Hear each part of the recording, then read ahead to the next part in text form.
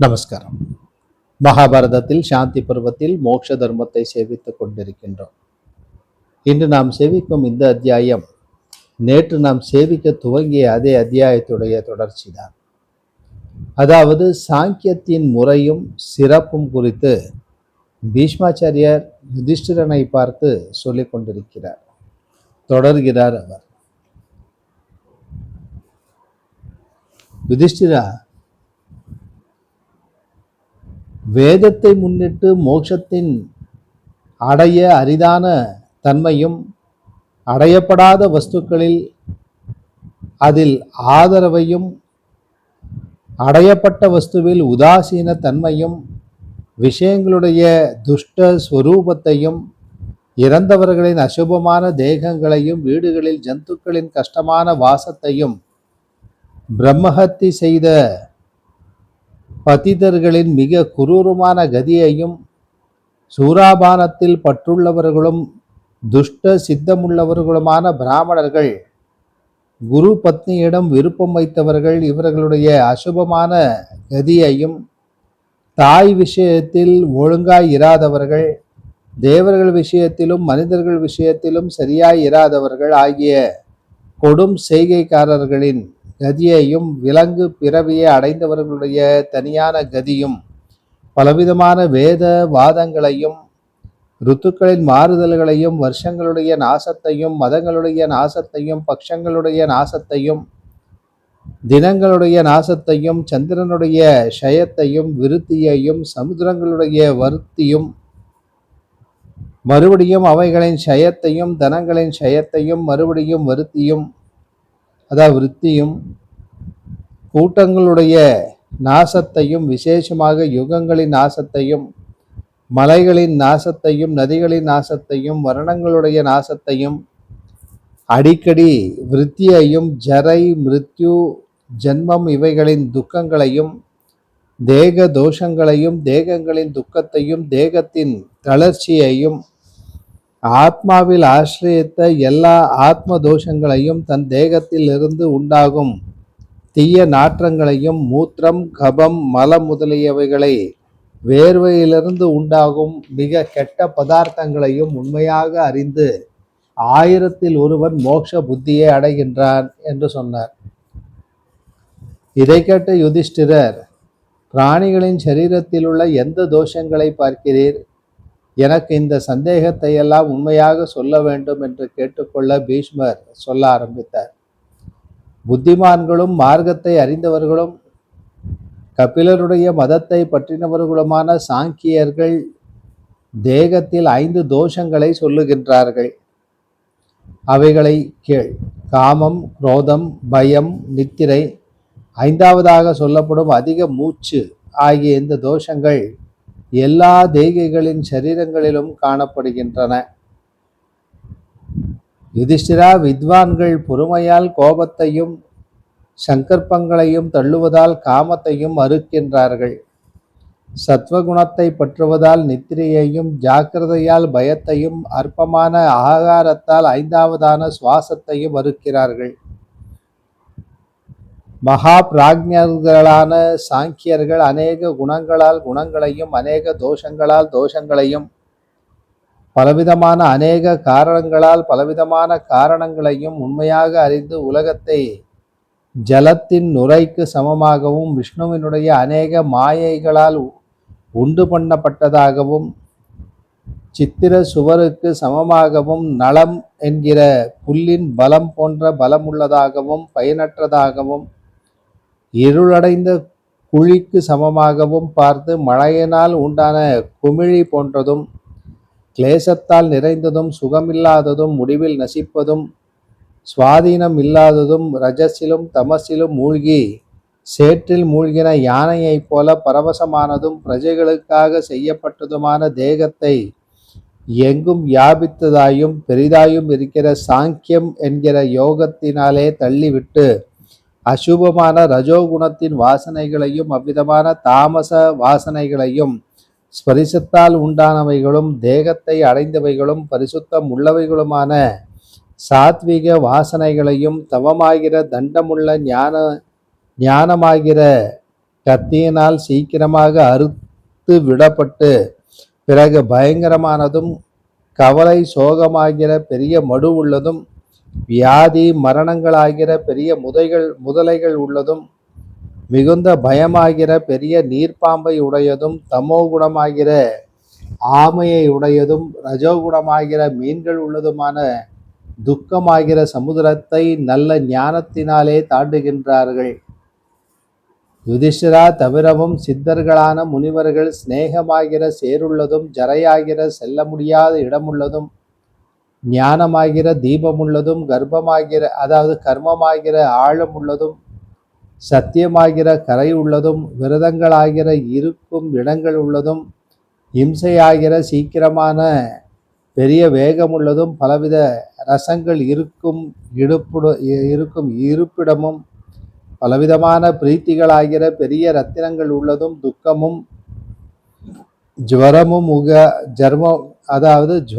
ஆகிற காற்றை உடையதும் சோகமும் ஆசையும் ஆகிற பெரும் சுழல்கள் உள்ளதும் கொடிய வியாதிகளாகிற பெரிய யானைகள் உள்ளதும் எலும்புகளுடைய கூட்டங்களாகிற பாறுகள் உள்ளதும் கபமாகிற நுரை உள்ளதும் தானங்களாகிற முத்துக்களுக்கு இருப்பிடமானதும் பயங்கரமும் உதிர மடுவாகிற பவழம் உள்ளதும் சிரிப்பினுடைய பெரிய சப்தமாகிற ஒலி உள்ளதும் அநேக வித அஞ்ஞானங்களாகிற தாண்ட முடியாத இடங்கள் உள்ளதும் கண்ணீரால் உண்டான மலமாகிற ஒப்புக்கள் உள்ளதும் சங்கத்தை விடுவதாகிற பெரிய மார்க்கம் உள்ளதும் புத்திரர்களும் பத்னிகளுமாகிற அட்டைகளின் கூட்டங்கள் உள்ளதும் நண்பர்களும் உறவினர்களுமாகிற பட்டணங்கள் உள்ளதும் அஹிம்சையும் சத்தியமும் ஆகிற எல்லைகள் உள்ளதும் பிராண தியாகமாகிற பெரிய அலைகள் உள்ளதும் வேதாந்த விசாரமாகிற திட்டுள்ளதும் எல்லா பிராணிகளிடத்திலும் தயையாகிற நல்ல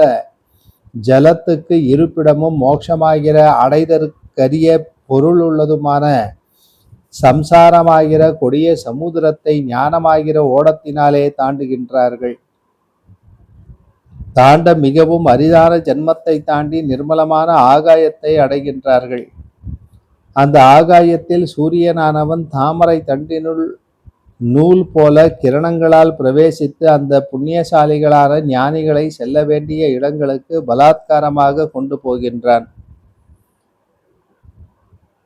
யுதிஷ்டிரா, அந்த இடத்தில் ஆசையற்றவர்களும் சித்தி அடைந்தவர்களும் வீரியமுள்ளவர்களும் தவத்தையே தனமாக உடையவர்களுமான அந்த யத்திகளை சூக்ஷ்மமானவனும் குளிர்ந்தவனும் நல்ல கந்தம் உள்ளவனும் சுகமான ஸ்பரிசமுடையவனுமான பிரபகன் என்கிற வாயுவானவன் பிடித்து கொள்ளுகின்றான். 7 மருத்துக்கள் உள்ளும் சிறந்தவனும் சுபமான லோகங்களில் செல்லுகின்றவனுமான அவன் அவர்களை ஆகாயத்தின் பரமமான மார்க்கத்தை அடைய செய்கின்றான். ஆகாயமானது ரஜஸின் பரமகதியான அகங்கார தத்துவத்தை அடைய செய்கிறது. ரஜஸானது சத்வத்தின் பரமகதியான சுத்த ஜீவஸ்வரூபத்தை அடைய செய்கிறது. சுத்த ஸ்வரூபமான சத்வமானது பரரும் பிரபுவுமான நாராயணரை அடைய செய்கிறது. சுத்த ஸ்வரூபரான பிரபுவானவர் தம்முடைய ஸ்வரூபத்தின் வழியாய் பரமாத்மாவை அடைய செய்கிறார். களங்கமற்ற யதிகள் பரமாத்மாவை அடைந்து பரமாத்மாவாகி மோட்சத்துக்கு உரியவர்களாக ஆகிறார்கள். அவர்கள் மீண்டும் திரும்புவதில்லை. யுதிஷ்டிரா, அது சுக துக்கம் முதலிய துவந்த மற்றவர்களுக்கும் மகாத்மாக்களுக்கும் சத்தியத்திலும் நேர்மையிலும் பற்றுள்ளவர்களும் எல்லா பிராணிகளிடத்திலும் தயை உள்ளவர்களுமான யத்திகளுடைய மேலான கதி என்று பீஷ்மாச்சாரியர் சொன்னார். அதற்கு யுதிஷ்டிரர், பீஷ்மாச்சாரியரே, நிலைத்த விரதமுள்ள அந்த யத்திகள் சர்வஜராகிய பரமாத்மா ஸ்வரூபனான உத்தம ஸ்தானத்தை அடைந்த பின் பிறப்பு முதலான விஷயத்தை நினைக்கின்றார்களா இல்லையா? இதில் உண்மையை எனக்கு நீர் உள்ளபடி சொல்ல வேண்டும் என்று சொல்ல, மீண்டும் வேறொரு வேண்டுகோளையும் வைக்கிறார். உம்மை தவிர வேறு ஒருவரையும் இதை குறித்து கேட்க மாட்டேன். சித்தி அடைந்த முனிவர்களை குறித்து மோட்ச விஷயத்தில் இந்த பெரிய தோஷமானது தோன்றுகின்றது. மேலான யதிகள் பரமான அந்த மோட்சத்திலும் விசேஷ ஞானத்திலும் இருப்பார்களானால் அவர்களிடத்தில் மிகவும் பிரவர்த்தி ரூபமான தர்மம் இருப்பதாக நினைக்கின்றேன். பிரமாண ஞானத்தில் மூழ்கினவனுக்கு எது மிகுந்த துக்கமாகாது என்று யுதிஷ்டிரர் கேட்க பீஷ்மாச்சாரியார் சொல்ல ஆரம்பித்தார். யுதிஷ்டிரா, உன்னால் நியாயப்படி மிகவும் சங்கடமான கேள்வி கேட்கப்பட்டது. இந்த கேள்வியில் வித்வான்களுக்கும் பெரிய மயக்கம் ஏற்பட்டிருக்கிறது. மகாத்மாக்களான சாங்கியர்களும் மிக லோகம் மதிக்கின்ற இந்த விஷயத்திலும் என்னால் நன்கு சொல்லப்பட்ட பரமமான தத்துவத்தை கேள். தேகிகளுக்கு தம் தேகத்தில் இந்திரியங்களே அறியப்படுகின்றன. அவைகள் ஆத்மாவுக்கு சாதனங்கள். சூக்ஷ்மமான அவனோ எனில் அவைகளால் பார்க்கின்றான். ஆத்மா இல்லாவிடில் அவை கட்டைகளும் சுவருக்கு ஒப்பாக பெரிய சமுதிரத்தினால் உண்டாகும் நுரைகள் போல நசிக்கின்றன. சந்தேகமில்லை. இந்திரியங்களோடு தேகியானவன் நித்திரை செய்யும் கால் ஆத்மாவானவன் சூக்ஷ்மனாகி ஆகாயத்தில் வாயுவை போல எங்கும் சஞ்சரிக்கின்றான். அவன் விழித்து கொண்டால் முன்போல இந்த உலகில் எல்லாவற்றாலும் நியாயப்படி பார்க்கின்றான். ஸ்பரிசங்களை ஸ்பரிசிக்கின்றான். இப்பொழுது எல்லா இந்திரியங்களும் விஷயமில்லாத சர்ப்பங்கள் போல சக்தி இல்லாமல் அவரவர்களுடைய தானத்தில் விதிப்படி லயிக்கின்றன. யுதிஷ்டிரா, ஆத்மாவானவன் தங்கள் தானங்களிலேயே இருக்கிற எல்லா இந்திரியங்களுடைய சூக்ஷ்மமான எல்லா கதிகளையும், சத்துவத்தின் எல்லா குணங்களையும், ரஜசின் குணங்களையும், தமசின் எல்லா குணங்களையும், புத்தியின் குணங்களையும், மனத்தின் குணங்களையும், ஆகாயத்தின் குணங்களையும், வாயுவின் குணங்களையும், தேஜஸின் குணங்களையும், அப்பின் குணங்களையும், பிருத்வியின் குணங்களையும் ஆக்கிரமித்து கொண்டு சஞ்சரிக்கின்றான். ஜீவர்கள் இடத்தில் இருக்கும் குணங்கள் எல்லாவற்றாலும் வியாபிக்கப்பட்ட ஆத்மாவும் க்ஷேத்ரஜனான ஜீவனை அடைகின்றான். புண்ணிய பாவங்களான கர்மங்களும் அடைகின்றன. பிரபுவே, மகாத்மாவான அந்த க்ஷேத்ரஜனை இந்திரியங்களும் சிஷ்யர்கள் போல அடைகின்றன. அந்த ஜீவனானவன் பிரகிருதியையும் ஆக்கிரமித்து அழிவற்றவரும் தன்னுடைய ஆத்மஸ்வரூபரும் பரமரும் ஸ்வயம் பிரகாசரும் சுக துக்கங்களுக்கான துவந்தமற்றவரும் பிரகிருதிக்கு அதீதருமான நாராயணரை அடைகின்றான். யுதிஷ்டிரா, எல்லா பாவங்களிலிருந்தும் விடுபட்டவனும் நாசமற்ற நிர்குணனான அந்த பரமாத்மாவை அடைந்தவனுமாகி மறுபடியும் மீண்டும் திரும்புகின்றான். அவனிடத்தில் மிச்சமுள்ள மனமும் இந்திரியங்களும் காலத்தை அனுசரித்து ஈஸ்வரருடைய ஆக்ஞையை செய்து கொண்டு வருகின்றன. யுதிஷ்டிரா, குணத்தை விரும்புகிறவனும் இவ்வாறு சொல்லப்பட்டவனும் உசித்தமான ஞானமுள்ளவனுமாகிய மோட்சத்தை அடைந்தவனால் பராபத நாசத்தில் அற்ப காலத்தினாலேயே சாந்தியை, விதேக முக்தியை அடைய முடியும். பெரிய அறிவுள்ள சாங்கியர்கள் பரமமான கதியை அடைகின்றார்கள். இந்த ஞானத்துக்கு ஒப்பான ஞானமில்லை. இந்த விஷயத்தில் உனக்கு சந்தேகம் வேண்டாம். சாங்கிய ஞானமானது சிறந்ததாக ஒப்புக்கொள்ளப்பட்டிருக்கிறது. சாந்த மனமுள்ளவர்கள் எந்த பிரம்மத்தை நாசமில்லாததும் சலனமில்லாததும் வியக்தமில்லாததும் எங்கும் நிறைந்ததும் அனாதியும் ஆதி அந்தம் இல்லாததும் சுகதுக்க முதலிய துவந்தமற்றதும் கர்த்தாவும் எப்பொழுதும் இருப்பதும் விசாலம் இல்லாததும், அதாவது விகாரம் இல்லாததும் நித்தியமுமாக சொல்லுகிறார்களோ, எதனிடத்தில் இருந்து எல்லா ஸ்வரூப பிரளயங்களான விகாரங்கள் நடக்கின்றனோ, எதை பரம ரிஷிகளும் எல்லா வேதியர்களும் தேவர்களும் சாந்தியை அடைந்த மக்களும் ஸ்லாகிக்கின்றார்களோ, சாஸ்திரங்களிலும் சொல்லுகின்றார்களோ, பிராமணர்களுக்கு ஹிதரும் சிரேஷ்டரான தேவரும் வியாபகரும் சிறந்தவரும் அச்சுதரமான அந்த பரமாத்மாவை பிரார்த்தித்து கொண்டு குணங்களில் புத்தி உள்ள பிராமணர்களும் அப்படியே யோகத்தில் தேர்ந்த யோகிகளும் அளவற்ற அறிவுள்ள சாங்கியர்களும் சொல்லுகிறார்கள். சரீரமில்லாத அந்த பரமாத்மாவுக்கு சாங்கிய ஞானம் சரீரமென்று வேதம் சொல்லுகிறது. யுதிஷ்டிரா, பதார்த்த ஞானங்களை அவருடன் ஞானமாக சொல்லுகின்றார்கள். இந்த பூமியில் ஜங்கமஸ்தாவரங்கள் என்று பெயருள்ளவைகளாக பிராணிகள் 2 விதமாயிருக்கின்றன. அவைகளில் ஜங்கமம் சிறந்தது. மகான்களிடத்திலும் வேதங்களிலும் சாங்கியங்களிலும் யோகத்திலும் காணப்படுபவனும் புராணத்தில் அநேக விதமாக காணப்படுவனுமாகிய ஞானங்களெல்லாம் சாங்கியத்திலிருந்து வந்தன.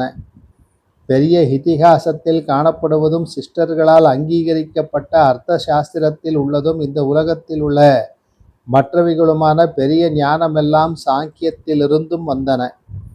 சாங்கியத்தில் அடக்கமும் காணப்படுகிறது. சாங்கியத்தில் உள்ள பரமமான வன்மையும் ஞானமும் உள்ளபடி சொல்லப்பட்டன. சூக்ஷ்மமான தவங்களும் சுகங்களும் உள்ளபடி விதிக்கப்பட்டிருக்கின்றன. சாங்கியர்கள் ஞானம் சித்திக்காவிடில் எப்பொழுதும் சுகமாக தேவர்களை அடைகின்றார்கள். அந்த தேவர்களுக்கு அதிகாரிகளாக இருந்துவிட்டு பிறகு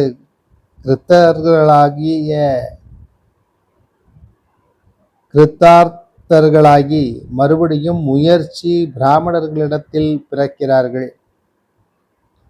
யுதிஷ்டிரா, சாங்கியர்களான அந்த பிராமணர்கள் பெரிய அர்த்தத்தை உடையதும் சிஷ்டர்களால் அங்கீகரிக்கப்பட்டதுமான சாங்கியத்தில் இதை காட்டிலும் அதிக பற்றுள்ளவர்களாகி தேகத்தை விட்டு விட்டு தேவர்கள் ஸ்வர்க்கத்தில் பிரவேசிப்பது போல மோட்சத்தில் பிரவேசிக்கின்றார்கள். இந்த ஞானத்தில் பற்றுள்ளவர்களுக்கு பாவம் செய்தவர்களுக்கு இருப்பிடமான திரியக்கு ஜாதியில் பிரவேசம் காணப்படுவதில்லை. கீழான கதியும் இல்லை. அந்த பிராமணர்கள் அறிவில்லாதவர்களுடைய கதியையும் அடைய மாட்டார்கள். சாங்கிய ஞானத்தை விரிவாகவும் சிறந்ததாகவும் அனாதியாகவும் பெரிய சமுத்திரம் போன்றதும் நிர்மலமாகவும் சொல்லுகிறார்கள். யுதிஷ்டிரா, மகாத்மாவான நாராயணர் அறிய முடியாததான சாங்கியம் அனைத்தையும் அறிகிறார். இந்த தத்துவமானது என்னால் சொல்லப்பட்டது. புராதனமான இந்த பிரபஞ்சம் நாராயணரே. அவர் படைப்பு காலத்தில் படைப்பை செய்கின்றார். சம்ஹார காலத்தில் அதை திரும்ப பட்சிக்கின்றார். ஜகத்திற்கு அந்தராத்மாவாகவும் இருக்கிற அவர் எல்லாவற்றையும் சம்ஹரித்து தம்முடைய தேகத்தில் இருக்கச் செய்து ஜலத்தில் சயனிக்கின்றார் என்று சொல்வதோடு இந்த அத்தியாயம் பூர்த்தி அடைகிறது.